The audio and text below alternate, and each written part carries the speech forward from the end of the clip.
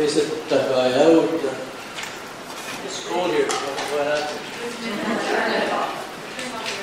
Okay.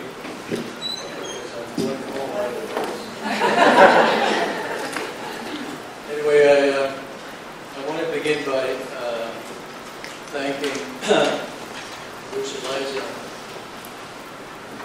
for the introduction and the way that got everybody to see each other face to face. But also he increased my value because now I earn more money for less time.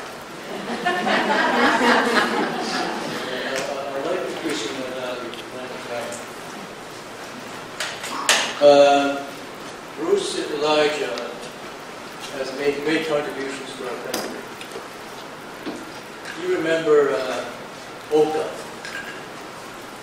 and how Oka was resolved in the end, in a peaceful way. It wasn't because of what Tom Sidden said at that time. And Tom Sidden was the Minister of Human Affairs at the time. And he said the rule of law prevailed. It had nothing to do with the rule of law. It had to do with the ceremonies that the traditional people took into the pines. And it was through the ceremonies that a peaceful resolution came about in Oka. And Bruce Elijah was involved in that. You can see it because many times you only see what the media gives you. And that's generally Canada's version of the event. But we always have our own story. And he's been a big part of maintaining peaceful relations in Canada. But more than that, he and I traveled a few days together, almost a week I think, to Northern Ontario. And at that time, there was a real serious problem with suicides among the young people. And the communities were beside themselves. They couldn't quite understand why this was happening. And they could not find a local solution to that problem. And it kept escalating. So they invited me as a national chief and Bruce as one of the elders to spend some time with them. And we did that. He did the ceremonies and I did the talking,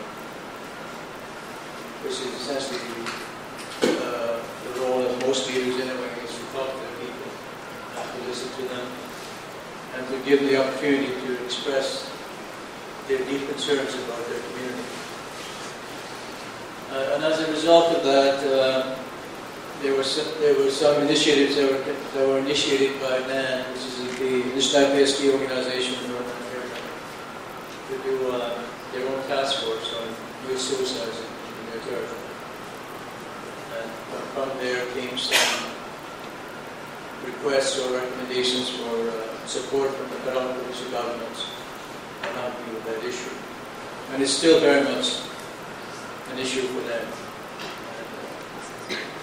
But I noticed that when I went home to Grand Rapids, and I should clarify this to you now, I am no longer the chief of Grand Rapids. I didn't run for my third term. I finished my 6 years as chief, and I only ran for council. But I'm a councillor. So I wouldn't have known that at the time, because I forgot to mention that to the organizers. Besides, I like the idea of being chief anyway. Just let it slide for a little bit.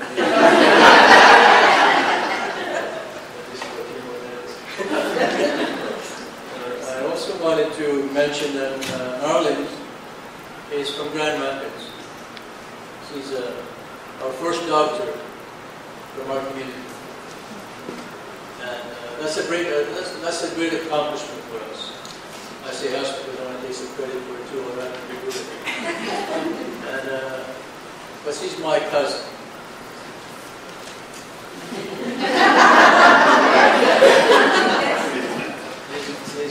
She's one of my better cousins. Grand Rapids is it's not that different from most communities.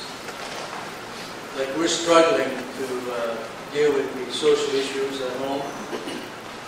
And we're kind of baffled sometimes as to what direction to take, because we're being pulled in many different ways. One, we have this idea that we should prevail as Cree people, as an Inuit, and maintain our language and our way of dealing with issues in our communities. And then we come face to face with government, and they have their policies, their guidelines, and they have their laws that we have to comply with. And all these are forces of assimilation. And so we're a torn people.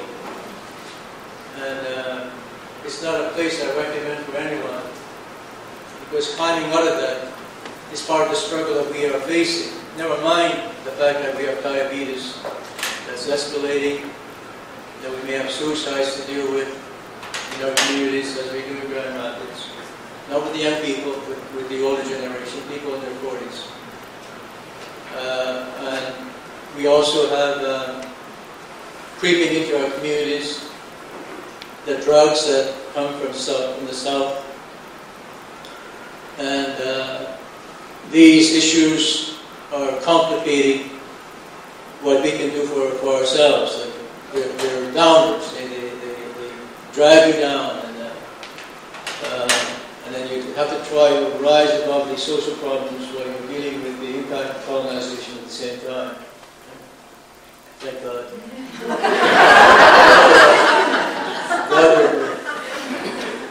He likes the word decolonization. Most people have decolonized in the world, except for the indigenous population, the indigenous people in our planet. George Manuel was our first national chief. He was a thinker and a philosopher, a political philosopher. And he wrote a book called The Fourth World, which I recommend you read sometimes in your spare time. You're not likely to find it in your library, because it's not a required reading in your schools, although I think it should be. But it's about the perspective of a First Nations leader, and him looking around at what's happening with decolonization around the globe, seeing that the blacks have liberated themselves from British rule, that the people in India have done the same, that the Americans have also created their own revolution to create their own nation state, that Canada was at that time in the process of getting rid of its apron strings with the British Crown. And he said, and then he realized that there's still one more wave of decolonization to take place, and what he called the fourth wave of decolonization is as yet to happen.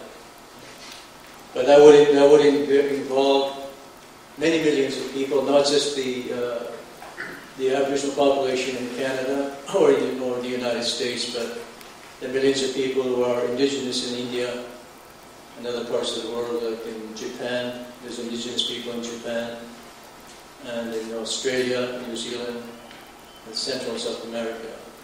Every part of the world has indigenous populations, including China. China has a lot of indigenous people that need to be decolonized from the nation state as well. So these are the bigger issues that we contemplate as leaders and people of our communities. They're not something that we normally share with you because we see you as them. In other words, those guys that are responsible for the colonization of our people. And maybe that may have been a mistake that we made to be so general in our perspective about the Canadian people. Maybe we should be a little more kind or more generous and recognize the fact that not all Canadian people are colonizers. But that will take some time, in my view, before we get to that point. And I wanted to give you some examples of modern-day colonization in my community, which I'm sure a lot of the First Nations here will relate to. we have in Grand Rapids a hangover from the days when Indian people were not consulted about anything that had to do with their life. It's called hydroelectric dam. We have one of the largest dams in Manitoba. We have a generating station that got rid of our Saskatchewan River. That dammed the Saskatchewan River, got rid of the Grand Rapids. Then we don't have the Grand Rapids anymore. And Phil asked me to pronounce the name of my community. It's called Mississippi. Mississippi is Cree for Grand Rapids. So we don't have Mississippi anymore because of hydrodevelopment. And growing up, it was a big part of our life. Like every spring, boys and girls, we'd be casting jackfish along the Saskatchewan River when the ice broke up. That was part of our lifestyle, was to harvest the fish as they went up the Grand Rapids. And a way in which the young people felt they were contributing to the well-being of their own family by going out fishing and catching these fish as they swim at a rapid degree of Grand Rapids. We don't have that anymore. But our community was not involved in discussing this with anyone. It was a decision made by the people in power. And the people in power, of course, were the provincial government and the federal government. And the federal government acted through the Ministry of Human Affairs, the Department of Human Affairs. They didn't get our community. They provided no protection to us. They didn't take into account our treaty rights to our way of life, including treaty right to the Grand Rapids. They just simply decided it was a good thing for the country, for the province, and they set out to build a dam, which they did. We had a great traumatic experience in our community, and we're still reeling from that experience. We have not completely liberated ourselves from the impact of the hydrodevelopment. So these are things that Canadians don't appreciate because it doesn't happen to them. Because what's happening to us is the expansion of urbanization, the development that's coming into our territory is just the extension of your communities, the extension of your way of doing things. Like, for example, the energy, the economy, and then that means someone has to come and do something to exploit the resource that's abundant in the north, like the mining issues in Northern Ontario. These are all things that are happening, not just in Grand Rapids, but throughout the country. And the oil sands in Alberta is just another example of what Canadians think as normal, which is supported by their governments, has a very dire impact on the Indigenous populations who do not see that activity as normal or needed. But being a minority and not in a position of any authority, they can't really prevent many of the developments happening unless they have money to hire lawyers, which we didn't have in our time in Grand Rapids in the 1960s. And as a result, the dam was built even against our consent. We didn't want it, but it happened anyway, and the Department of Human Affairs did not provide us with any support, not even getting us a lawyer to protect us. There's no agreement, there's no written agreement whatsoever between us and the Manitoba Hydro or the federal government or the province with respect to hydro dam in Grand Rapids. And but at the same time, when this was occurring, and by the way, we're suing the federal government, and we've been on this trail for a lawsuit for going on 15 years now. And the federal government refuses to negotiate with us because they claim that they didn't do anything wrong by not protecting our people. At that time, there was what they call the wardship system, or the duty. The federal government took full responsibility for Indians. They controlled every aspect of Indian life. So we were wards of the state. And in that sense, they were our trustees, and they breached their trust to us, their obligation to protect us, by not taking any action to protect our treaty Aboriginal rights from hydro development. So we sued them, and they refused to come to negotiate with us because they think they did nothing wrong. And more recently, they're trying to go to court to dismiss our court case by saying we filed the case too late. And it's all part of that legal system of yours that creates some internal rules that satisfy your society to make it less litigious, but nonetheless it prevents us from exercising our rights as people. Like the idea of contracts, like you can't sue someone after 5 years, that kind of stuff. Limitation periods, they call it. And so they're trying to apply the limitation period on us so that we can't have our day in court. And yet we had these documents that they gave us that where they admitted liability. Their own legal system, their own lawyers said that, yeah, we're completely responsible for these people and we didn't do them justice. We should negotiate with them. And now they went to court to try to prevent us from using those documents, arguing another rule in your society called solicitor-client privilege, which is another way in which the legal system tries to make sense of your own way of doing things. And it's a way of protecting certain clients, I guess, from having someone come down on them with their own admissions of liability. So you have a very complicated society, maybe far too complicated even for your own good. But certainly the complication of it is having a very negative impact on the indigenous people who are not part of that society whatsoever. So my position has always been, when it comes to the limitation period, they shouldn't apply to treaties. Treaties were made nation to nation, government to government. And we have a treaty that was made in 1875 in my community called Treaty Number 5. And that treaty guaranteed my people their way of life, including their right to the Grand Rapids, because that was part of our way of life. And so the treaty should not be subject to your limitation period.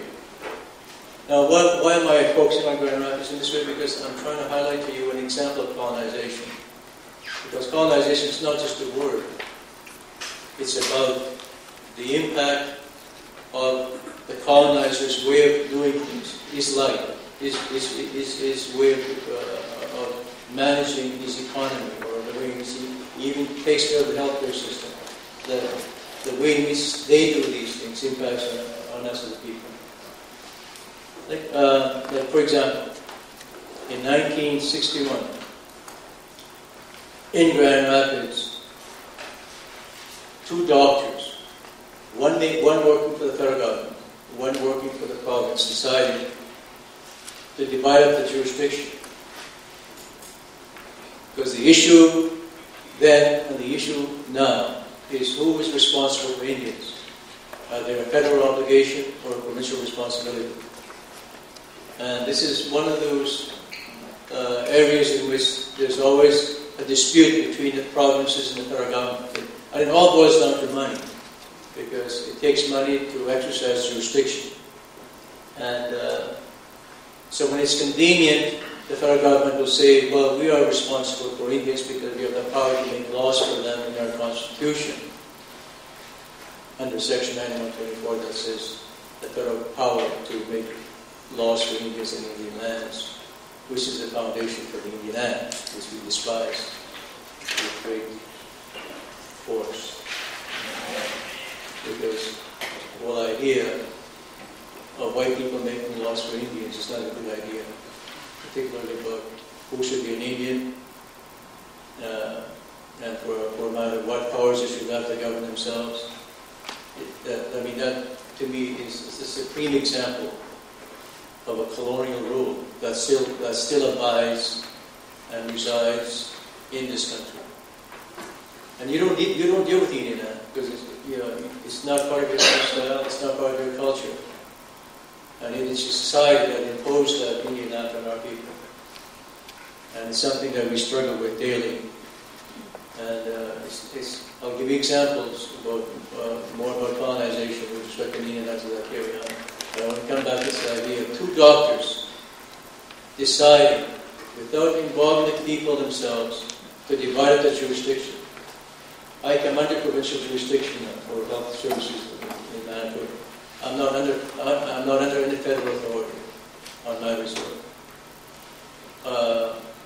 All the services that are provided to us come from the provincial government, off reserve, nursing station. But if you go to any other First Nation community, their relationship is directly with the federal government. And by virtue of these two doctors making that decision and signing an agreement with the authority of their governments, we in our community have had to struggle with what they call fiscal resources to meet the needs of your people with respect to primary care or public health, whatever. All the resources come from one source now, not the federal government. And the decision, we live right in the middle of the province, so we're not like a remote community in Ontario. But we still have to either drive our patients from Grand Rapids to a hospital that's in Nepal, which is a 2.5 hour ride, or if it's a very serious case, then they'll fly them out in a plane from my community to Winnipeg or Nepal, depending on how serious the case is. So my point has always been in my discussions with the ministry in Manitoba that we deserve better than that, and that the highway should not be our hospital, and that the airplane should not take us to the hospital. That when I drive down Highway number 6 to go to Winnipeg, I pass by a community called Ashwin. They have a hospital. Their population is not any bigger than Grand Rapids. And I pass a little further to Ericksdale, and they have a hospital, and their population is less than Grand Rapids. And I ask this question, like, what's wrong with us? What is preventing the province from having a hospital in Grand Rapids? What went wrong here? So even though these two doctors did sign this agreement that made us come under provincial government, the provincial government still is not keen to extend full services to our community, because they still see us in their own way of looking at their jurisdictional issues under the Constitution. And they still see us as a federal responsibility, not a provincial one. Now, recently, we were successful in negotiating with the province and the federal government a cost-sharing agreement to bring a more advanced nursing station to my community under our jurisdiction, under our authority as a community. Because when you talk about the issue of jurisdiction, don't make the mistake of looking at it as a federal provincial matter, because we also have the inherent right to govern ourselves as a people. And therefore, the idea of government involves powers over subject matters like health, children, family, and so on. And we assert that we never surrendered any of our self-determination to the national government or to the provincial government, that we retained our own self-determination as a people, our own sovereignty over our people and our lands and our territories. And when we say these things to the federal government or the province, it's something they seem not to appreciate. And I'll give you a more concrete example. When someone needs immediate attention in Grand Rapids, that decision is not made in a nursing station whether that person should be flown to Winnipeg or not. That decision is made by a doctor that resides in Winnipeg. And that decision is made over the phone, from a nurse to the doctor explaining the condition of that individual they're looking at and whether or not that person should be flown to Winnipeg or not. That decision is made by a member of the medical profession, not by the member of the medical profession locally, but someone in Winnipeg. And it's not made by the patient, obviously. So the patients do decide to fly to Winnipeg. It'll cost too much money. So occasionally when our people get to the point where they get so frustrated with our local system, they will take their families to the vehicles and make that trip to Winnipeg, as happened with Philip Scott recently. And when he got to Winnipeg, the doctor sent him home without looking at him. And he died 2 days later. And the funeral was on Monday. Now, this is not like 1867, we're talking about 2011. And that kind of relationship is something that shouldn't be maintained in modern Canada. Not for anyone, because for where they live. And then when it comes to this idea of jurisdiction, when we were negotiating to have our own facility on the reserve, one of the issues was this is provincial money. Most of the money for the building, $10 million worth, is coming from the province, and only $1 million from the federal government. So they had to resolve this issue of whether or not the nursing station should be on the reserve. It's provincial money. And one of the things that I negotiated when I was the chief was a greenhouse project. And with respect to the greenhouse project, the provincial bureaucrat came and said, we can't have this on the reserve because it's provincial money, so we have to find a site off reserve. Like, these are the things that I have to fight against in my time as a chief of my community. And we prevailed in the end, so that the facility will be on reserve, regardless of the source of the funding.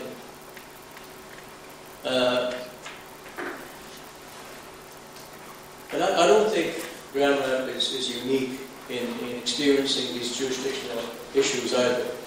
I think this happens to many First Nations people when they try to assert their own self-determination over health. So when we set up the structure for the health facility, we created our own health authority, our own health board. And since we live in a mixed community with First Nations and non-First Nations, we were politically astute enough to recognize that we have to involve the non-First Nations in making decisions about the health center. So we have equal representation of First Nations people and non-First Nations people on the board to manage the future health facility which will be built in the spring. But even to convince the bureaucrats to go that way was not an easy thing to do. And in the end, we had to compromise one more time because they insisted that there would be a federal rep sitting on our board and a provincial rep from the provincial government from Winnipeg sitting on our board. Why would they do that? One is because I don't think they quite trust us. I don't think they believe we can do this, and that we have the mental ability or maybe the experience to run a health facility. And I think part of it has to do with the idea that they want some control, some authority, since they're putting the money for the facility. They want some control over the facility. Now, you have LHINs in Ontario, you have people from the communities who are appointed by the government to sit on these boards, and no one questions their capacity or their ability. And in fact, when they really get rid of it, they get rid of them, right? I mean, they limit your participation, which they can do. 2/3. When someone is good at something in our community, we keep them. We don't get rid of them. We try to make sure that they have a role to play. Now, when it comes to integration of services in Grand Rapids, this is sort of a language that came from the federal government. See, they don't really mean any of these things. Someone has this bright idea that one way in which we can save money when we come to First Nations people is to integrate provincial services to the reserves. So they create this idea of positive integration. And the whole, it's really not a very honest policy. Because in effect what they're saying is, we don't want to give any more money for health services for Indian people. We want the provinces to pick up the slack. And in our language and provincial language, it's called offloading. So it's really an offloading policy. And the federal government loves doing that.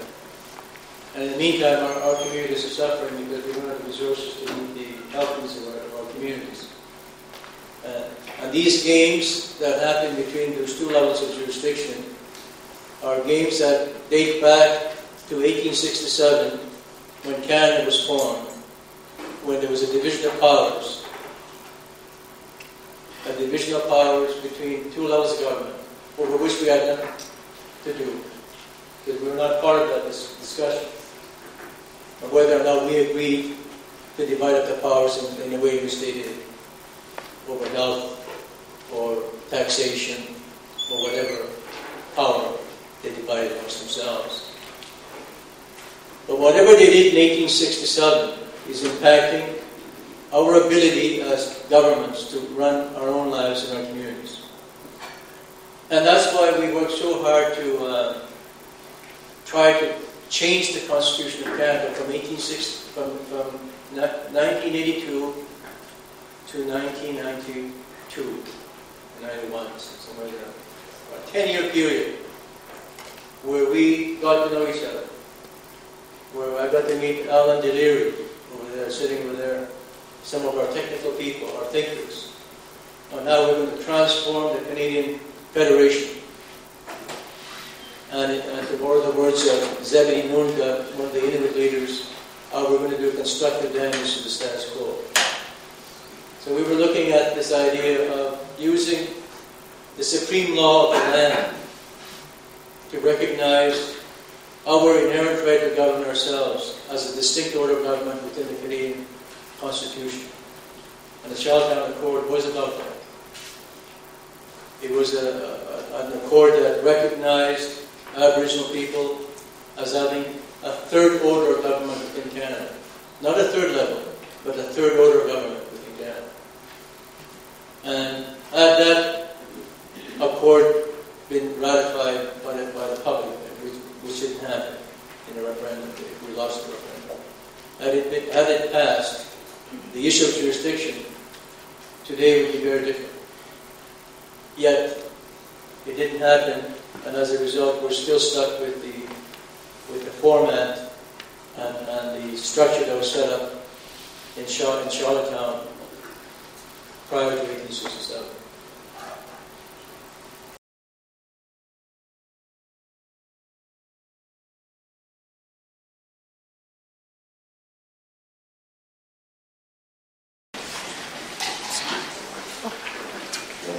I didn't want to spend all my time focusing on the problems of jurisdiction,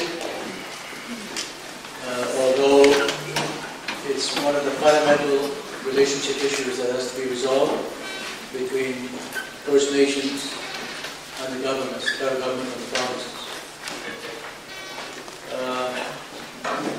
I also wanted to talk about this idea of resources. Whenever I negotiate with the province on any subject, or department in Ottawa, I remind them of the this. If we had the money, we wouldn't come to you. If we had the resources, we would build the hospitals. If we weren't living in conditions of poverty, with no own source revenue, no wealth of our own, I would never come to you. There would be no need for me to come begging. But it's very important for you to appreciate that. That as leaders, we don't appreciate being put in a position of begging for our people, for resources that Canadians take for granted. And if the hospitals weren't there, if the medical profession wasn't tending to their needs, if the dentists weren't there, if the physiotherapists were not there, they would be fighting the government for the services. They would be on the streets. The people would be. And yet when it comes to us, it's treated summarily. And if we get too loud in our demands from the Crown for some equity in our relationships, we get targeted as there they go again complaining. Complaining. Those Indians are never satisfied. You know, it gets very tiresome when you're in a leadership role trying to correct injustice. And part of the way in which you correct injustice is to bring equity in the way people are treated in Canada.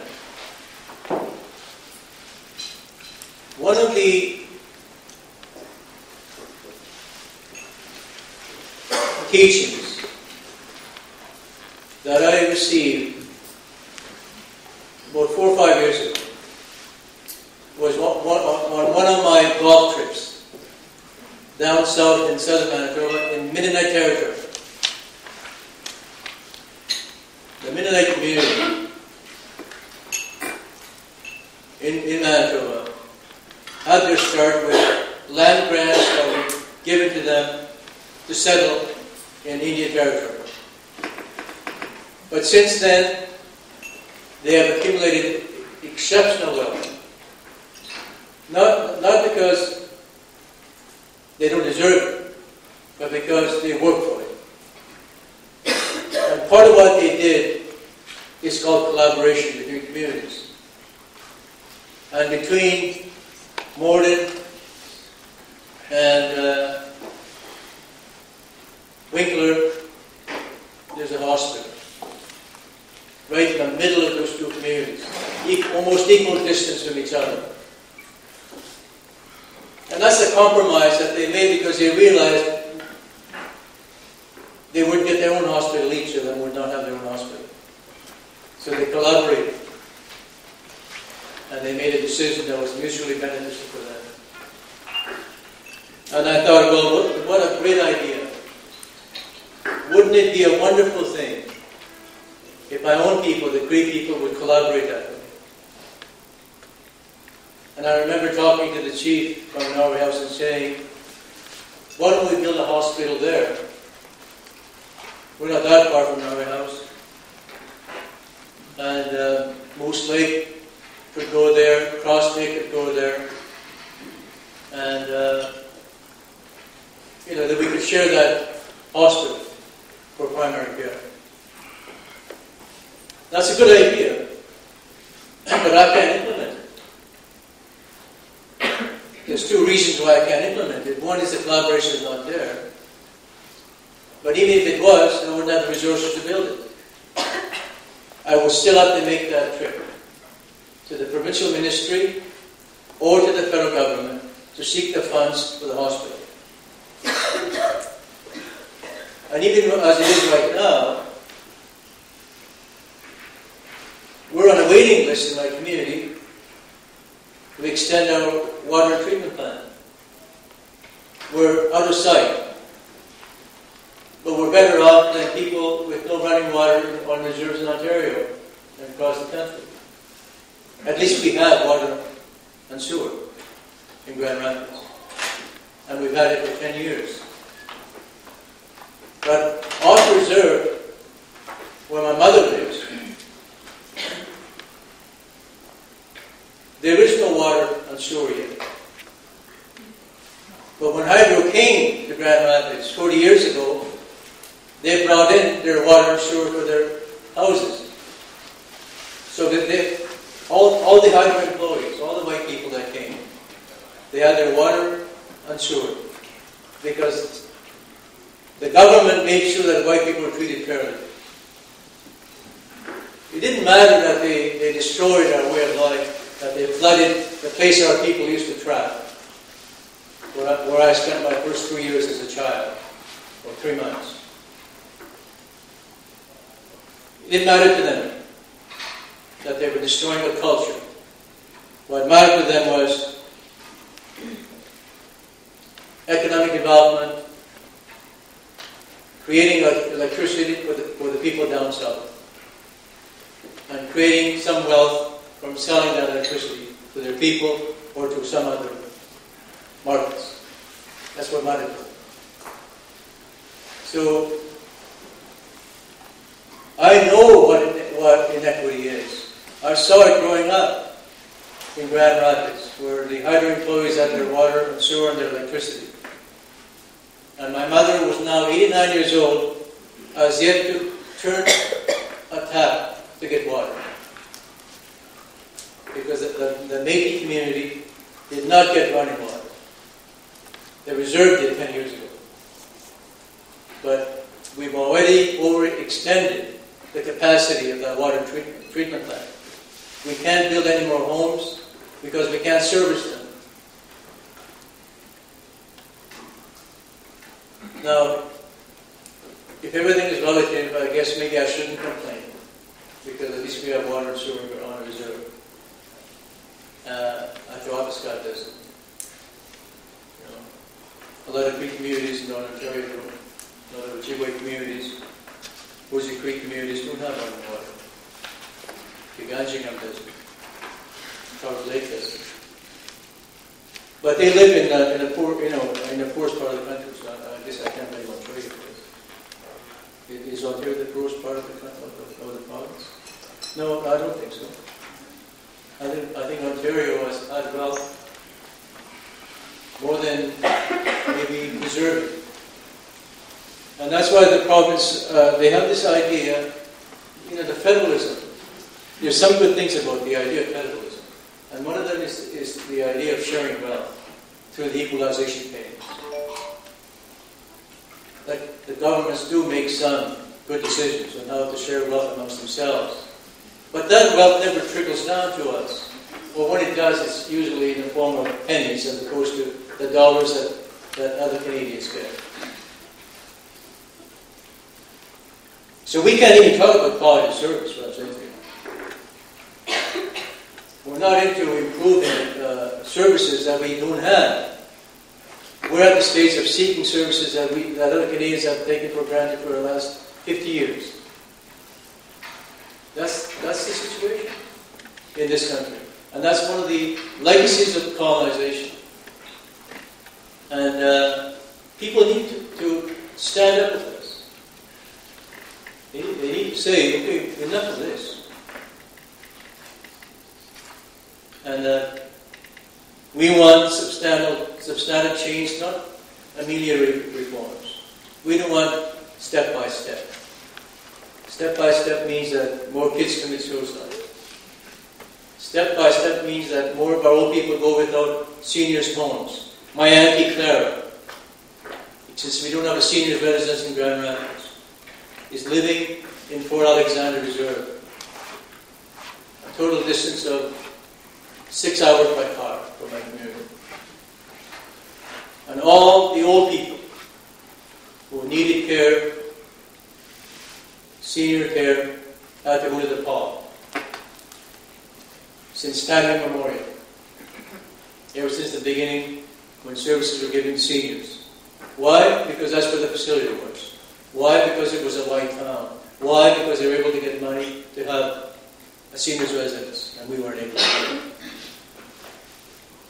So we don't have facilities for senior people in Grand Rapids. That's where old people have to move out. And my mother says, I'm not going anywhere. And if you know her, she's not going anywhere.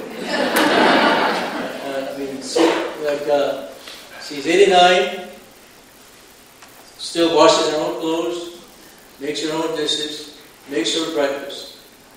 And someone comes in now to help her out, to wash up once a day, and to make her lunch.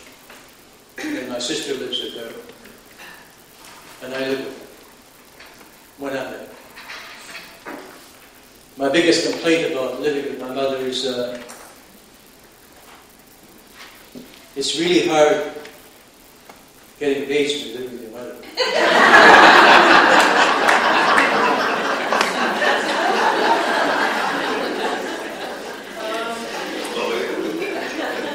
Unless he called me yesterday, so I don't know where I was.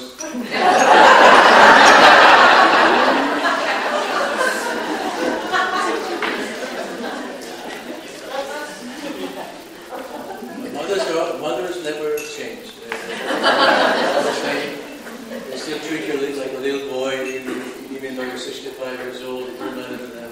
You're still the little boy. But I would like for my mother to have a place to go when she gets really old. So we started negotiations with the province for a seniors home in Grand Rapids. But where are we going to put it? We have no, our running water is to full capacity on the reserve, so there's no place. We have more land, no land to build on, because when the treaty was made and the reserve was set, they gave us marshland. Because the good land was where my mother lives, because that's where our people live. And when the treaty was made, they were forced to go across the river to make room for the Hudson Bay Company, so they would have the prime land on our territory. If I was around there, Hudson Bay Company wouldn't be there. I would have joined the Northwest Company and got rid of them. Actually, the Northwest Company came to Grand Rapids too, and one of the few places where there was gunfight between Hudson Bay Company and the Northwesters was in Grand Rapids. Hudson Bay Company prevailed, unfortunately. We all have our history. All the First Nations communities have their own unique history, their own story that they can share with people about their relationships with each other, but also with Canada.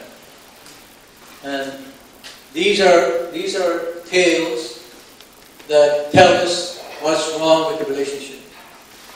And these are stories that will instruct us on how to make changes, where the changes have to be made. But we're not listening to each other. And we have not listened to each other for a long time. Not since Confederation. And any other time that the First Nations tried to retain their territory, here in the Great Lakes, for example, when there was a Great Assembly in the 1820s, I think, I forget the year, but that brought 127 chiefs together to talk about their future, the idea of Indian territory. These ideas of our homeland still prevail. The idea that we have to have our own place under the sun is very much part of our personality. That's why we talk about territory and jurisdiction. It's not only the people in Quebec that talk about sovereignty, we talk about sovereignty too, but we don't discuss it with people. Because we don't want to scare you. So we talk about things like self-government because somehow you can appreciate that a little better. I'll tell you a little story. When the constitutional discussion started in 1982, the chiefs in Manitoba hired me as their legal advisor on constitutional matters. So we went to Ottawa, I think it was 84, somewhere around there, to seek some funding from the department. And they had a fund there to help First Nations participate in constitutional discussions.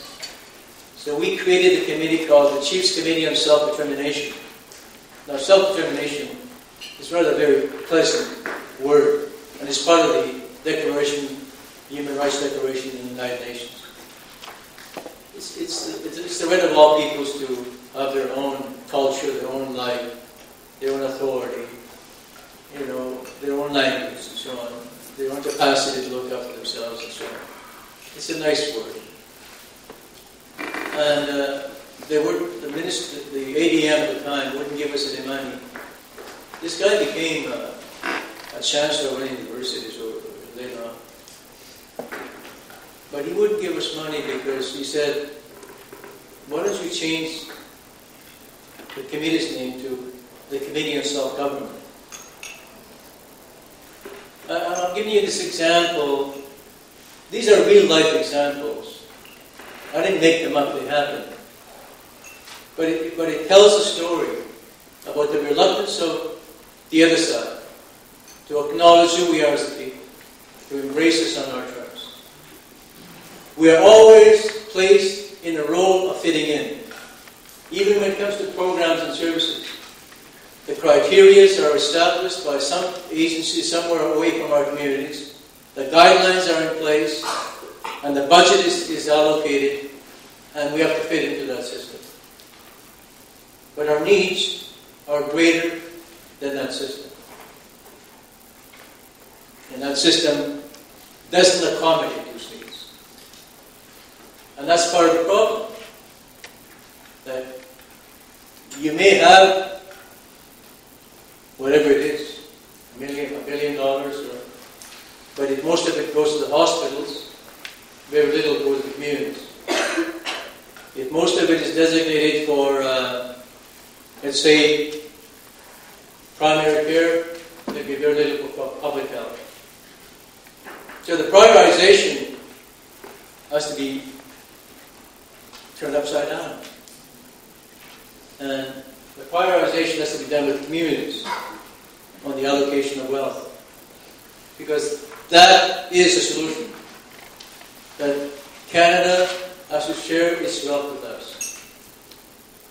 And the money that we do get, which we hear about in the media a lot, in a condemning way, is a pittance. It does not address the needs in our communities. We have housing crisis in Grand Rapids. There's a housing crisis in every reserve. We're not the worst off community. We happen to be on Highway 6. We have our own source revenue. We're one of the fortunate few people, First Nations, with $2.3 million of their own source revenue annually. And because we have our own source revenue, we can do things, and we do things. We supplement the electrical bills for all our seniors, anybody 65 and older. From November to April, we give them $150 every month to help them pay for their electrical bill to match hydro. And then when it comes to medical transportation, since our people have no income of their own, most of them do, and they have to go to Winnipeg or to the Paul, they need spending money. And what we get from medical transportation from Health Canada is a pittance. So we spend annually $300,000 on medical transportation in each of our communities. That's money we don't get from the federal government. That's our own source of revenue. And we also support traditional healing. We have a cultural camp which we help finance. We have recreational facilities off reserve. It's not an ideal situation. We encourage our people to use them, and so on. And I'm not that poor. Grand Rapids is not that poor compared to other First Nations communities in Manitoba. But yet, we're not equal to Ericsdale, or Ashland, or Steinheim, or Winnipeg, in terms of quality of service or quantity of service. in the health sector, in the housing sector, in economic development, in any category, we're still beneath the medium for the province. And in spite of that,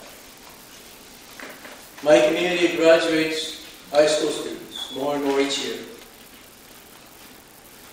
And those who dropped out at grade 8 or grade 9, they're now coming back to school, completing their grade 12 equivalency at the age of 40 and 50. We graduated someone at 58 recently. And then we were successful in my term to get the University College of the North to have a regional center in my community, which is completed now, and people are going to be moving in there. So we'll have tele-education for one. We'll have university courses, we'll have college courses offered on-site in my community. So things are bubbling at home. And that's because people want something better than what they've had in the past. And that's the condition of all people. Like people in Piganjigam don't like what they're experiencing right now. They want something better. And they deserve something better, but they're not getting it.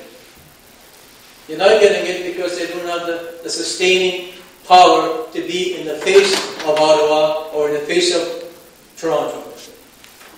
They're way up north, out of sight, and they don't have the resources to come to the ministries in Toronto to pressure the governments to do better for themselves. We can do it because we're only 4 hours from Winnipeg. That's the difference. And that is the only difference between Piganjigam and Grand Rapids. So the leaders and the people want something better.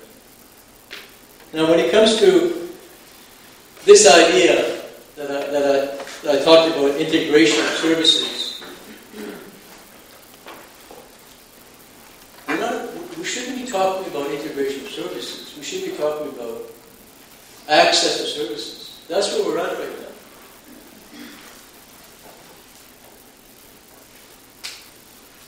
This idea of the federal government's idea of integration of services is to get the provinces more embroiled in our affairs as First Nations people.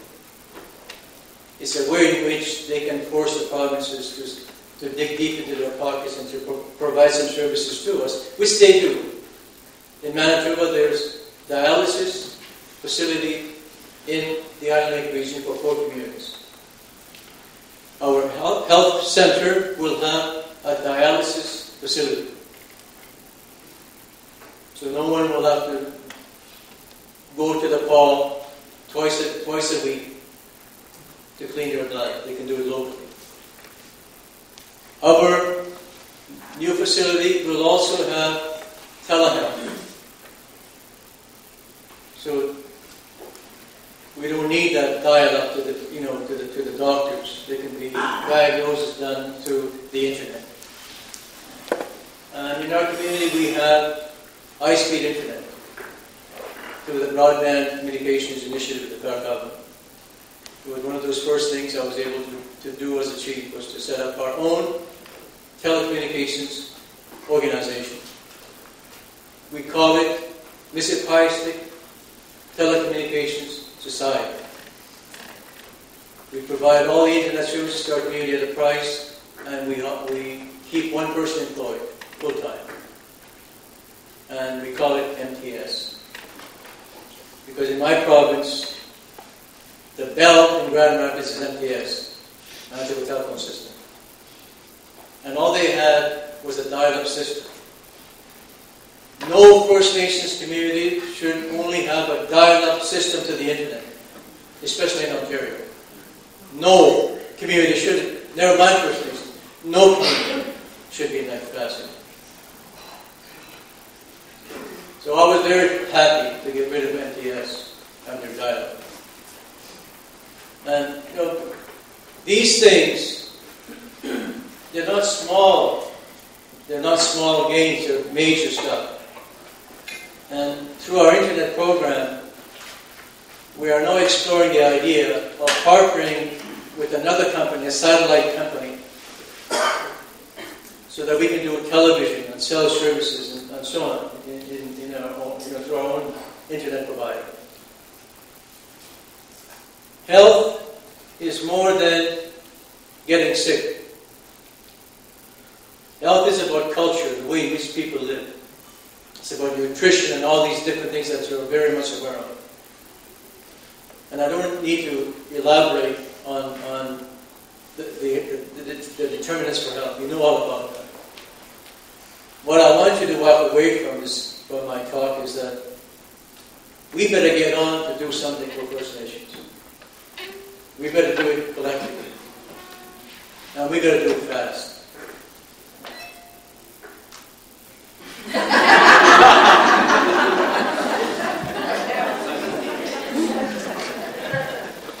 I was glad to.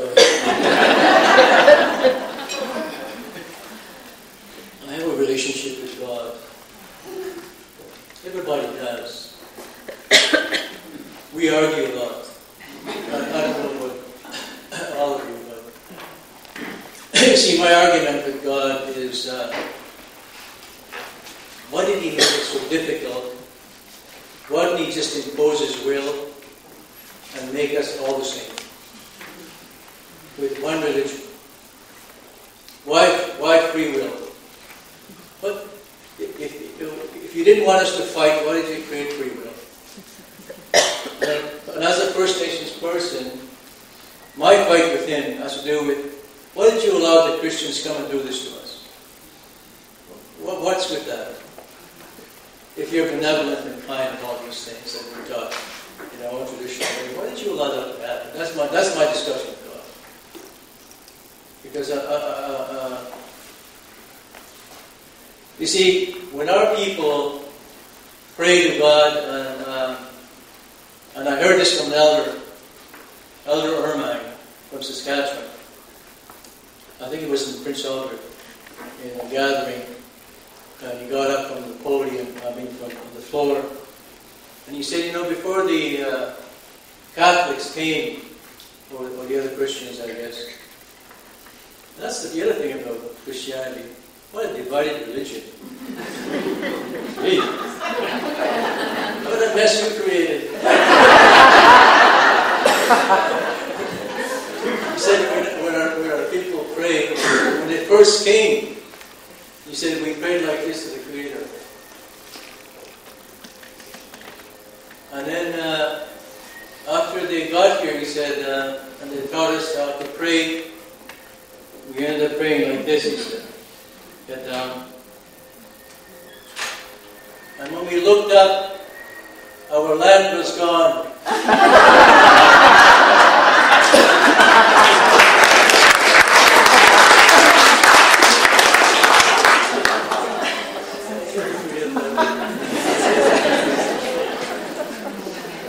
But I wanted to say, people think First Nations have a lot of land. When you combine all the reserves and you put them all together into one landmass, they amount to 0.3% of the landmass of Canada. 0.3%. And the other thing you need to know about the reserve system is that the title to the reserves is with the federal government. The Cree people have no title. Mohawk people have no title to the reserves. It's controlled entirely by the federal government, and the regime is called the Indian Act. And under the Indian Act, the only right we have as Indigenous people is the use and occupation of the reserve. That's all. But the title is not ours. We are a landless people in our own homeland. We own no land whatsoever. And for the life of me, I can't understand when I travel in parts of Manitoba, for example, in my car, and I see our municipality and their territory. I say, whoa, they sure have a lot of land. And they have a little community 10 miles down the road, and this is still their region. And we have no such territory outside of reserves. we have what we call traditional lands. That's our assertion. But within the land title structure of the province of Manitoba, we have no jurisdiction beyond this. And but the municipal governments do. Probably here, I don't know, London is that city? The city must have some territory. But the smaller municipalities, they'll have a region too, that's their catchment area, where they can impose taxation or their zoning regulations, whatever authority they have, they can impose on that territory. On these large parcels of land. And then when we want to get some land, as I wanted to do recently, we couldn't do it. Because it's under provincial jurisdiction. And so we'd have to negotiate with the province to get more land.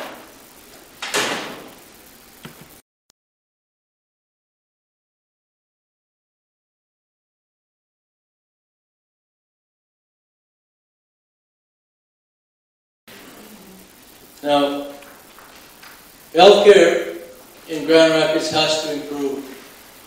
And the approach we're taking is we want control. We want health, self-determination. So that we want to get rid of central authority.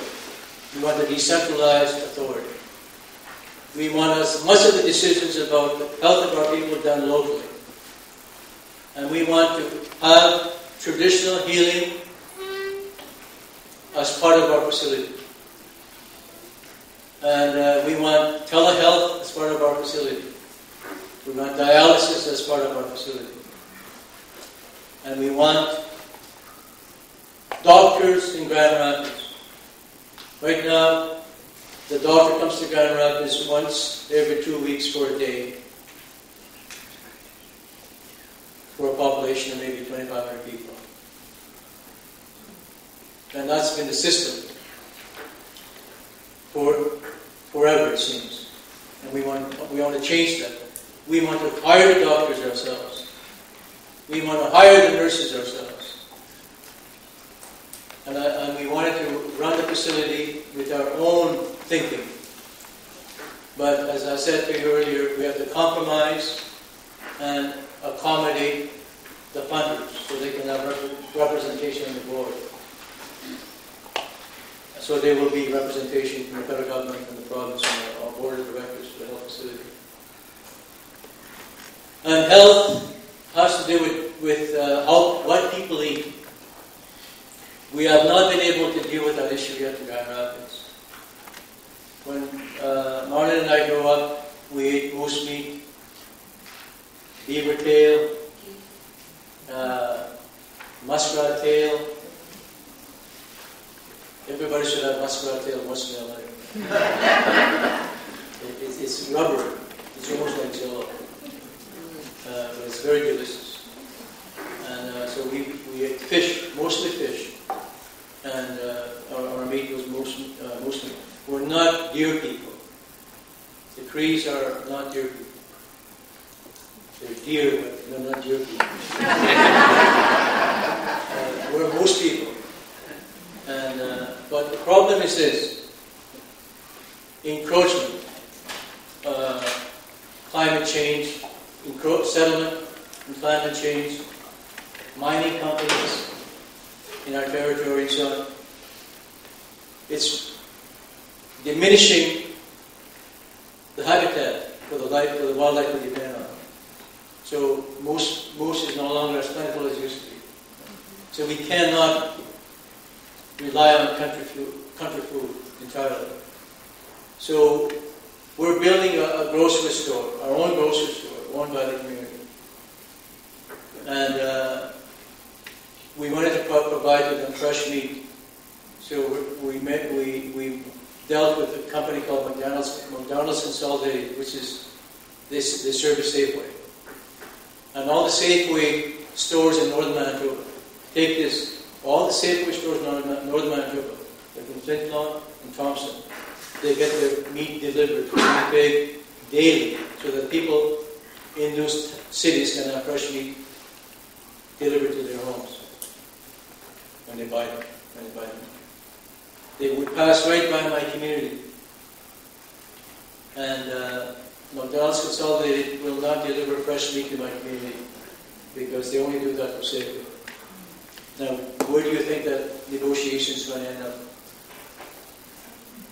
Who's willing to bet on me in this one? Well, we're working on it. And by the time we are done, we will have fresh meat in Grand Rapids. But our people eat too many junk food, too much junk food, too much Pepsi, and too much. The kids are lining up for all. We didn't have that. We didn't have the money. If we ever found a quarter, and occasionally we would supply ourselves for bubble gum for an entire year. And we didn't have fresh meat when we grew up. I'm dating you, by the way. I'm not dating you in terms of age. I'm not dating you otherwise. No kissing cousins here. So we grew up with a healthy diet. The traditional food is a healthy diet for First Nation people. The fish we ate gave us all the nutrients we needed, and the vitamin C and vitamin D that we needed came from fish. And when our people stopped eating the traditional food, that's when diabetes started growing. And every year it's increasing. And junk food is making it worse. And so we wanted to do a study. What's wrong with our community? I mean, why are we having so much diabetes in our lives? So I hired a couple of doctors to do a study for us. Boy, that was a struggle. I had to meet with the Minister of Health twice. And you've never seen me angry, have you? No, you don't want to see that. I don't want to see it either. But we had to get into this, for whatever massive burst, but in order for them to fund the doctors to come to Grand Rapids to do what I was hoping them to do. So they did for a whole year. Everybody gave blood. The majority of the people, they didn't know about everybody, but the majority of the people did do that. And I wanted to find out if we had a worse case of diabetes compared to other communities. But what we discovered is this: in terms of the national norm for First Nations people, we were the same, about 35% of our population. But the surprising finding was that 99.1% of the people tested in Grand Rapids were deficient in vitamin D. 99.1 or 3%. Now, what does vitamin D do? Well, if you read all the literature on it, you'll see that it can slow down a number of things, including diabetes. And might even have a positive impact in terms of slowing down cancer in some areas, right? But it's also something that impacts on improving the mood of individuals. So vitamin D is essential. But most colored people, and all First Nations, most First Nations of color,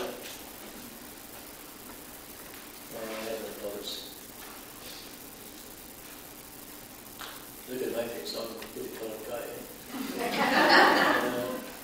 All dark-faced people do not produce vitamin D efficiently in their biology or their body. We don't know, anybody knows why. That's true for the Asian people, all the African people, people in India, our indigenous population. We need sunlight to produce vitamin D. And even with that, we're not as efficient in the production of vitamin D. So therefore, I've been telling individuals, and everybody would listen to me, take vitamin D daily. More than what Health Canada is prescribing, but take your vitamin D daily. that'll help you. Okay? But no, vitamin D is so cheap too. Like it's not a drug. And the result shows that we need that. But you know what? The Cree people, they don't listen to anybody. They don't hear too well. And you can tell them 1,000 times what's good for them, but they'll make up their own mind whether they'll agree with it or not. They're worse than you too, actually.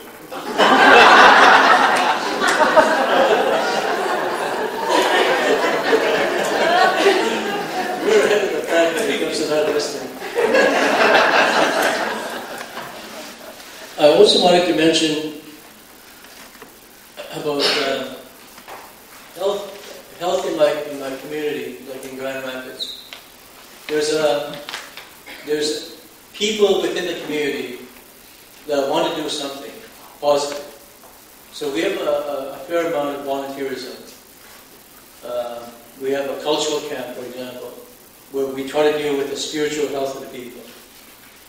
But we have the colonial hangover of most First Nations communities, and that's the devil's way.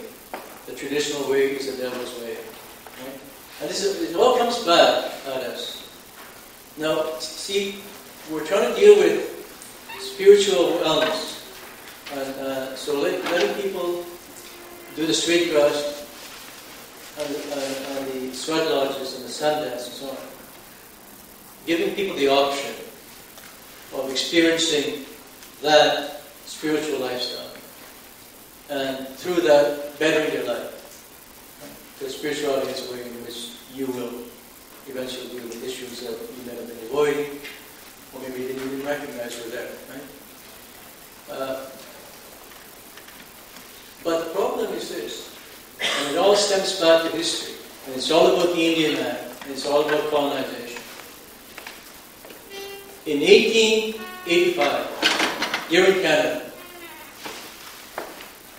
the missionaries in Western Canada, particularly in Saskatchewan and Alberta, were having extreme difficulty in converting the Indian people into Christianity, because they had no reason to abandon what was working for them. So they went to Parliament. They lobbied Parliament to pass legislation under the Indian Act prohibiting Indian people from exercising their spiritual beliefs. Canada had in its law from 1885 to 1926 a law that said to the people in British Columbia, you cannot practice your potlatch. It's against the law, it's illegal. It's criminal if you do it. And then for the people in the plains, they said you can't use the sun dance. The sun dance is illegal in Canada. So that would be like making the Mass illegal in Canada. Right? It would be like making your Bible illegal in Canada. But Canada did it for us. They did it to us. They made our spiritual beliefs illegal. But the churches took it further. They not only succeeded in getting that law passed, but they sent their own literature out to the community saying, don't use sweetgrass. Don't use the drum. Don't use the rattle. And they bombarded our people with that kind of understanding that the only true way to God is through Christ. And if you maintain your traditional beliefs, you'll go to hell. And who in hell wants to go to hell? Okay? I'll share something with you to show you that as a Catholic, First Nations people who were Catholics were not given the same liturgy as Catholics in Winnipeg. New Year's time, midnight Mass. We'd all be there. That's why our knees are still sore. And the priest would say, we have to pray really hard. Because if the devil breaks the chain that bounds into that state, that'll be the end of the world. And the chain is human hair, tied to that stake, that human hair. But God's power is strong, he said. And if you pray, that human hair will prevent the devil, in spite of his power, from breaking the chain. And we'll be saved one more time. But the world will not come to an end. Now imagine being indoctrinated with those ideas at an early age, and your parents having received the same, and your grandparents having received the same. Now it's no wonder in Grand Rapids now people say that sweetgrass, some people say sweetgrass is wrong. That's the devil's way. That happens. And I remember when I was national chief going to, I think it was Paganjigan, and people knew that I used sweetgrass, and the message indirectly was, don't bring your sweetgrass. From the leadership. How that means. And I understand and I appreciate the context. I mean, I know the impact of colonization, I understand it intellectually. And I can also be kind in terms of that. But I'm sharing that to you to appreciate that when you go to our communities, we're not all going to be doing the circle we did today, or smudging that was done in front.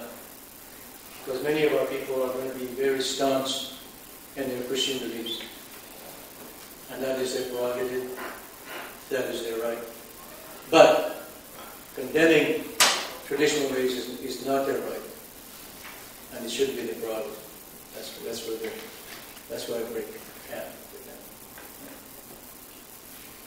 We also in Grand Rapids, we try to deal with health by getting our people more active. So there's a number of walking groups. They walk around, and especially the women. They walk on daily. They walk great distances. So there are, in every community you will find that people want to do something for themselves. There's volunteerism that's still very much alive. Like in my community, if someone dies, they will immediately raise money for the family that had a loss. Like Philip Scott, when they raised money for his family, they raised $2,000 in one night. And I always say, there's one good thing that the Catholics brought to Grand Rapids, and that was bingo.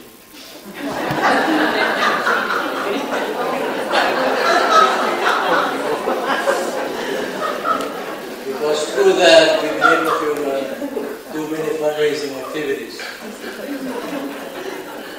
I wanted to stop here because Marlyn needs a little more than 30 minutes. But I want to leave some time for questions. 15 minutes. Don't be afraid to ask questions. I'm not the Prime Minister. Oh, by the way, I want to share a story. I think it's really like this is intended for you. Real, cruel, and unusual punishment. To God be speaking here with this golf course behind me. But I want to just give you that. One day when I was still a national chief, I went for a golf game at the Canadian Club in Ottawa. And I usually play by myself. At that time I wasn't very good, so I played by myself, trying to improve the game. And ahead of me, I saw these individuals, and I said, boy, there's shoot a lot of them. There was about 6 or 7 of them. And usually in the golf game, you're supposed to have 4 at the most. Right? And slow players are supposed to allow fast players through. So I thought, well, gee, I hope they let me go through that. It's going to be a long day. So I caught up with them on a par 3. And who do I see there? Take a guess. What? Gretchen? No. Brian Aroni, yeah, that's the right department, isn't it? Where are we? Ontario. It was Harris.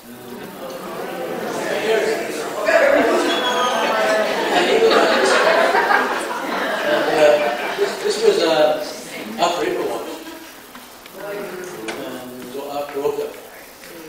And I never played golf until, no, I wasn't national chief then, because I started playing golf the year I lost to Phil Fontaine as national chief, 97, I think. That summer is when I started playing golf. Feeling sorry for myself.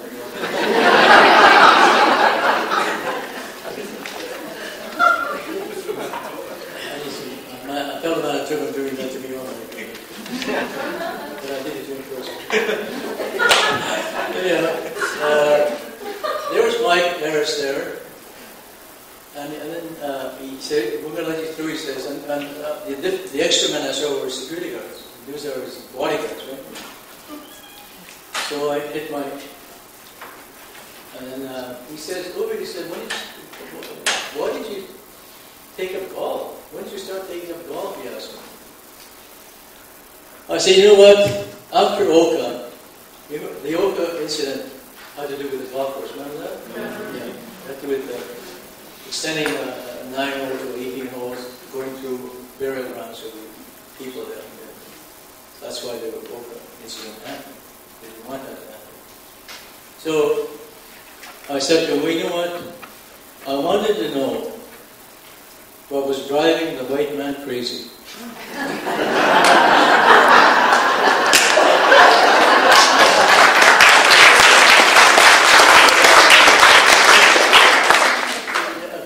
You see, I have my own sense of humor.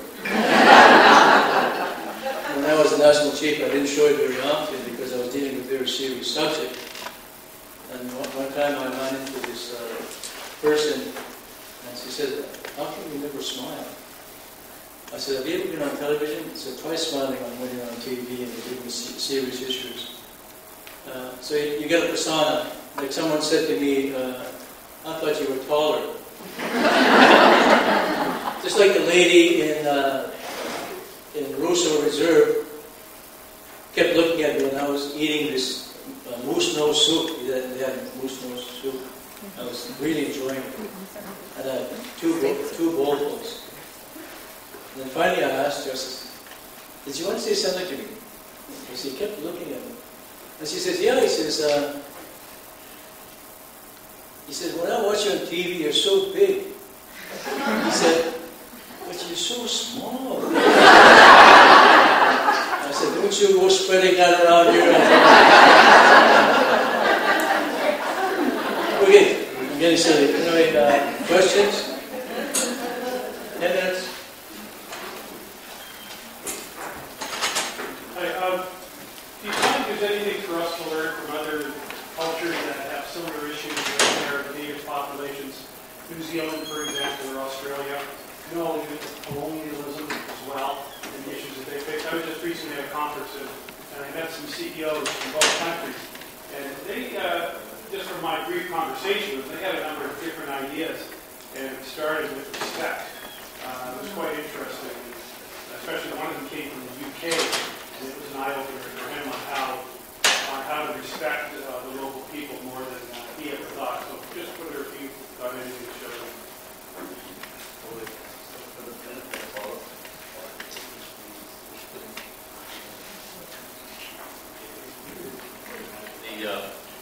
Sorry, for the benefit of all those that may have not heard the question, I'm going to either ask you or Ovide to come forward.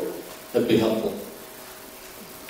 I see some people are bending their ear, including myself. I have a hearing impairment as well. Hi, Gary Switzer, the CEO of Erie, St.Clair, LHIN. The question I had is there anything we can learn from other countries that are dealing with their Indigenous people as well? I mentioned I was just recently at a conference meeting with some CEOs from New Zealand and Australia that, in my view, just having a short conversation with them, have a lot more respect than what I've seen here, and allowing the local people to manage their own health care. So from your position as former chief and you're learning from around the world. Is there anything that we can learn from this?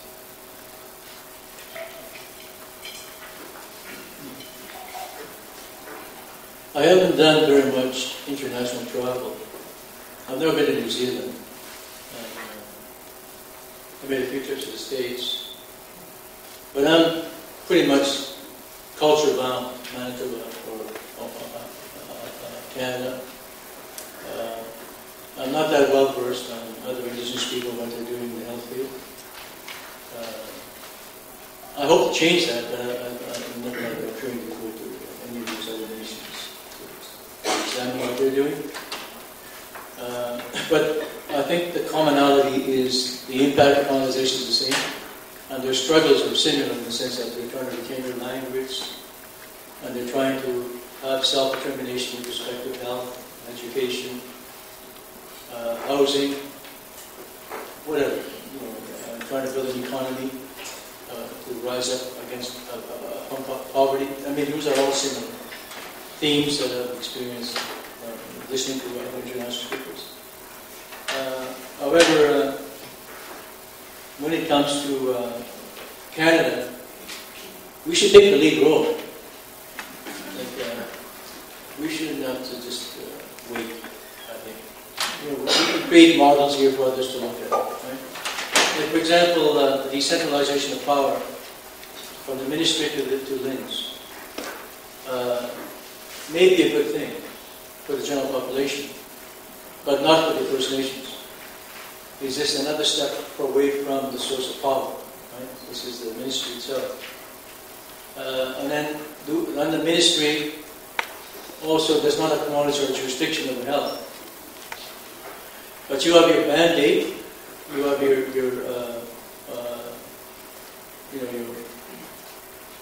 legal mandate, you have your resources, you have your work plan, your budget, so and these are done independently of First Nations. So we always say that we have to be involved in decision making. In other words, we have to have the power to make decisions too. And so it would be very convenient now for the Ministry of Ontario to say the First Nations leader as well. Go see LHINs, for any health issues that they bring to the attention of the government. Because that's what they do in Manitoba. They set up the regional health authorities. And I'm not a fan of the regional health authorities, simply because it's more white people making decisions for us. Only this time these people, they're still white people, but they're not from our community. So when we go to the government, they say, well, that's a mandate of the regional health authority. Like when he came to the health facility, we want nothing to do with the regional health authority, because they never came to Grand Rapids in the first place. They maintained no relationship with me when I was there for 6 years. So I said, no, we don't want any relationship with them because they're not serving our community. So why would we have them on the board? Because the province and the federal government are trying to get them on the board. We said no. So, I mean, there's a lot of relationship building to do there, obviously. But maybe the models need to be more sensitive to First Nations jurisdiction. Because right now, there is no such model. We're just simply interfacing with people who have been delegated power, delegated authority from the province.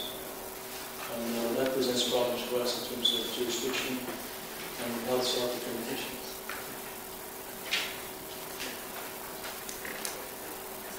Two more. Time for all.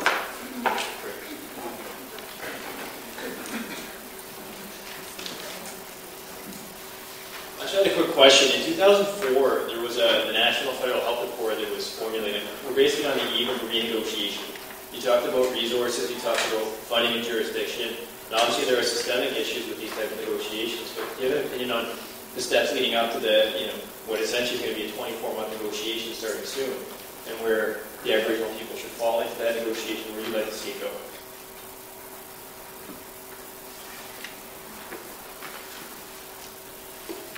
Well, I think the minimum is to be invited to participate. But the true relationship should be that we should be there in our own right. as a government to be part of that decision that's going to be made. Right? Even when it came to the constitutional discussions, we were never recognized as people with the right to govern themselves. So when Trudeau wanted to patriate the Constitution and get rid of the apron strings with London, the First Nations were in strong opposition to that process. And as a result, he had to modify his thinking about First Nations people in Canada. He was never a fan of Aboriginal rights to begin with. Trudeau was an assimilationist. He believed that in national unity, so he didn't like the idea of Quebec sovereignty to begin with. And his resentment of sovereignty in Quebec transferred to us as First Nations people. We were speaking and singing the same language as we did in terms of the right of self-determination. So he didn't believe in Aboriginal rights initially, but he had to modify his position, right? But he didn't modify his position to the extent of recognizing us as heads of our own governments. So we became invitees to the process. That's the minimum that can happen, is that we become invitees to the process. But the ideal relationship should be that we would be in that process in our own right, not as invitees, but as heads of our own governments. But that's not likely to happen, not in this day and age yet, because I think instead of making progress on the inherent right to self-government, there's a lot of regression in the past 10 years. The governments, since the breakdown of Charlottetown, which is an outstanding promise, because the promise given to us in 1982 was, we will amend the Constitution, put in Section 35, which they did, which recognizes existing treaty and Aboriginal rights. But the promise was this: we will also continue to meet to identify and define rights for future inclusion in the Constitution. And that's the basis of which Charlottetown came into vote. And then we dealt with three things in Charlottetown: Aboriginal title, third order government, and treaties to be respected and honored by Canada. And the fourth one was a process, an ongoing constitutional process that would have also engaged our governments in discussions about fiscal matters and fiscal responsibility and fiscal transfers to sustain the services that those governments would provide to the people. But we were nonetheless still invitees.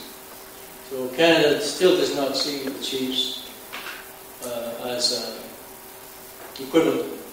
They see us as minors in comparison to them, and maybe even inferior in terms of jurisdiction with their authority. And that became quite apparent to me when I was national chief. When we go to standing committees, especially when the Reform Party came into vote, and the standing committees, they would always question my authority as national chief, and they would try to put me down by saying, "Your people don't support you." And if I had a great idea, even the Liberals would say to me, the more progressive people, "You're ahead of your time." I'm not ahead of my time. But that's how they continue to put aside the need for full recognition. They either put you down as being on a step with your own people, or they will say, "Your time is not up yet. Your time is not right. Yeah. You're ahead of your time."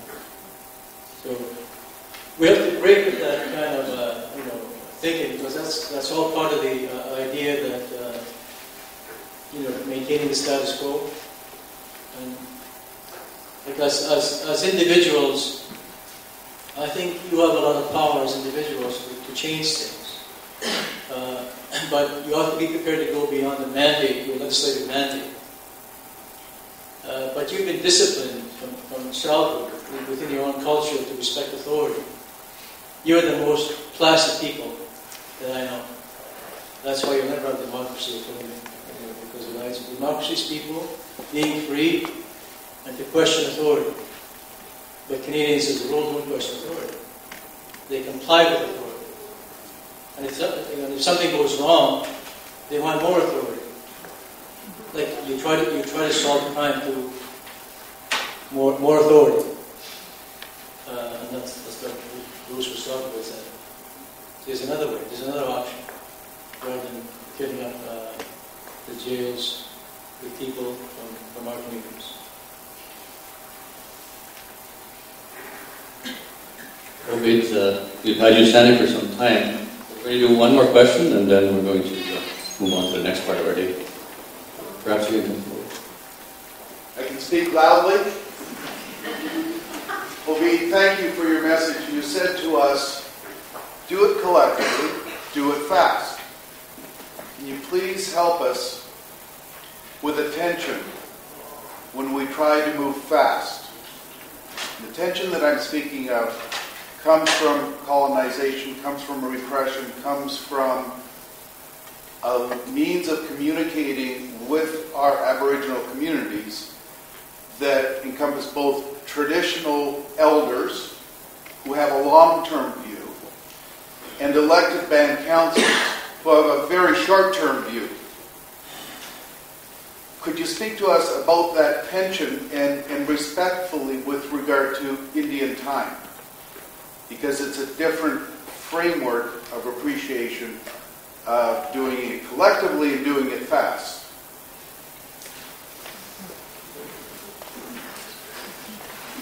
When I talk about doing it fast, I'm talking about specifics, like delivery of services or access to services or the development of new services. To deal with the issues there, like drug addiction, or the issue of nutrition in our communities, or the issue of suicides, prevention, or the idea of diabetes. We need to move quickly on those issues. And to do that, the best way to do it is to involve the people in the communities, to engage the people directly in improving their health situation by acknowledging that they have authority over their lives. And that with respect to jurisdiction of the First Nations people, right now that jurisdiction in most communities is exercised by the Chief and Council, and that acknowledging their authority to deal with these issues will be important. The difficulty, though, is, as I mentioned earlier, the reluctance to change the status quo. And then there's a tradition within Canadian society of doing things a certain way, and that's the bureaucracy. There's a way in which white government works with bureaucracy. That's my conclusion. In fact, I've always said that they don't really have a democratic nation in Canada. They have a technocracy in Canada, because it's really the civil servants at the power. In our communities, it's our people at the power, and the Chief and Council. Right? And the Chief and Council, they have a dual responsibility. So in many ways, we're schizophrenic in the way in which we try to deal with issues in our community. On one hand, we have to operate under the Indian Act. For example, when we're trying to build a grocery store, I couldn't build a grocery store without a permit from a bureaucrat. This is supposed to be the reserve. It's supposed to belong to us. We should be able to build a store on our land without getting a permit from a civil servant in Winnipeg. And never mind a permit. I couldn't even build the store until I surrendered that land to the Crown. These are all things we live with. I mean, they deny our dignity, right? And we resent it dearly. But we have to. So we bend low to make it happen, just to get the story right. The process is wrong. And then but the other part about being a leader, like a chief or a councillor, is you're also ahead of the people. You're there to look after their needs and interests, not as perceived by the other government, but as perceived by your own government, your own people. Meaning, you still have a duty to your language, a duty to your traditions. You still have a duty to fight for treaty rights and Aboriginal rights. All these things. And the chiefs do that. And you have the duty to protect your self-determination. And part of that duty is to acknowledge that in some communities, the traditional structures of governance are still there. Like in British Columbia, you have the hereditary chieftainships. They're still very active in the Confederacy with the Mohawk people. These are traditional structures of government that prevailed in spite of colonization. They did not surrender. They're continuity to their ancestors. But most communities, like my community, for example, did not retain their clan system. It's out of memory now. So as a result, we're schizophrenic people. That's what I said. We're Indian people, but we're also free people on this stuff. And the only way, that's an internal issue for us. The way out of that is for our people to re-educate themselves, to decolonize themselves completely, and to appreciate the fact that they derive their mandate to exist as a people, not from the Constitution of Canada, but from their inheritance as a people, from their ancestors. And most people think that, but we don't assert it. Like, we don't give evidence of it. Meaning, we don't make our own laws. Like, our children are still are still being removed by child welfare agencies under the child welfare act for Bob's and that too. We should be making our own legislation. And when it comes to the treaty right to hunt, we should be making it. In fact, I'll end with this example. I'm giving you examples of real life stuff. The province decides whether or not the trappers should have the right to build a cabin on their trap line. The province retains that authority. They give themselves that power. And then when the trappers don't use their facility anymore, the conservation officer will burn those buildings. And so I said to them, next time you do that, I'm going to burn your building. They have a conservation building in Grand Rapids. Well, I wouldn't do it, but I'm just making a point. I will burn your building. Because that's what they're doing. But they don't see it that way. Right? And then I told my community members, don't go to the province for authority for your treaty right to trap, which includes a shelter for you as a trapper. And most of them complied with that, but some still go to the province for authority. So they still apply for the permit. But we issue our own permits now. So anybody who wants to build a cabin in their traditional trapping area. And then I received a letter from the Minister of Mines and Resources in Manitoba. And he said to me, I'd like to meet with you, Chief Mercredi. We don't do things this way. Of course they don't do things that way. They would like us to say only they have the authority to decide who has a right to set up a cabin or a trap line. It's a treaty right for our people. And to me, it's part of our treaty right to have a cabin. And it's not up to them to decide whether we attack it or not. No, but these are just examples of how, we deal with all these issues all the time with the other governments. And these are real life issues that impact on daily life in Grand Rapids. And just recently, there was a woman here from, I think, Treaty 3 territory that was taken to court by the Ontario government. It's been a process for about 6 years. But she went through the whole thing, and she won her case. Right? She won her case. It's a woman trapper, had a nice little cabin, and the Ontario ministry said, no, you can't have that cabin. Get rid of it. In the meantime, all over, the pristine lands in Northern Ontario, cabins are popping up, and these are not trappers. They're not exercising a treaty right. These are recreation. People enjoying the recreation. Right? But when it comes to a First Nations person trying to do the same, the government got down. And luckily, some courts have been sensitive to us and supportive. Like right now in my community, there's an appeal being heard today that I couldn't go because of its commitment with the chief and some of the fishermen are coming in. We lost that trial. Under the Indian Act, where people, if they make their income on reserve, it's tax exempt. If it's off reserve, we pay taxes. And it's not a law we made; it's a law that Parliament made. And under that, fishermen our fishermen in Grand Rapids work from the reserve. They live on the reserve.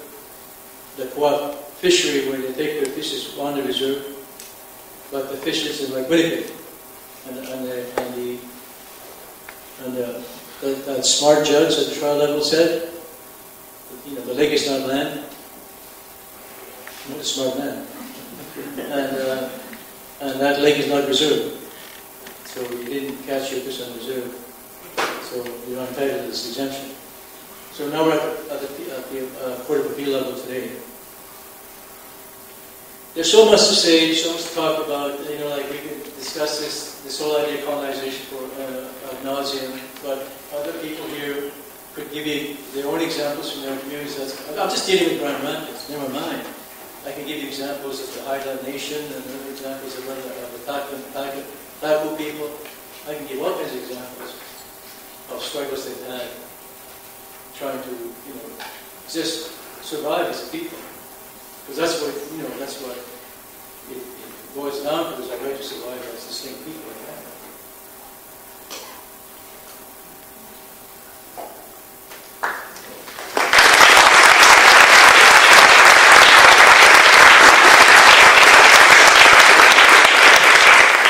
Thank you, Ovide.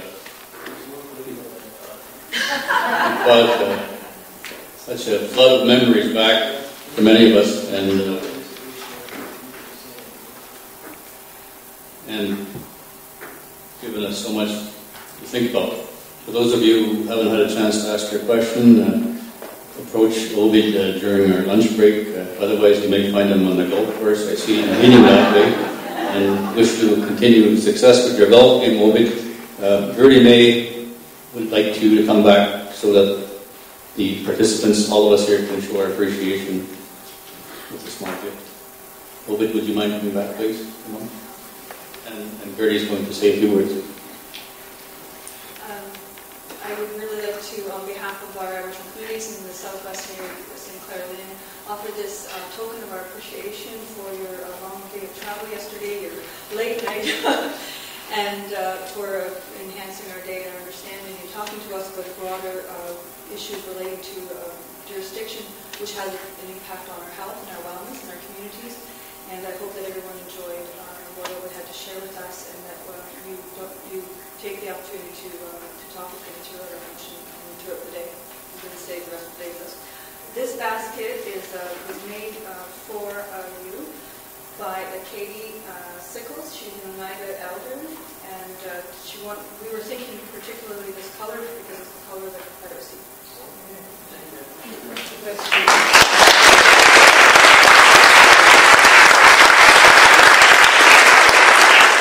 We thank that elder from the Oneida for sharing the colors of our people with me. And when you see that evaluation form, you strongly agree.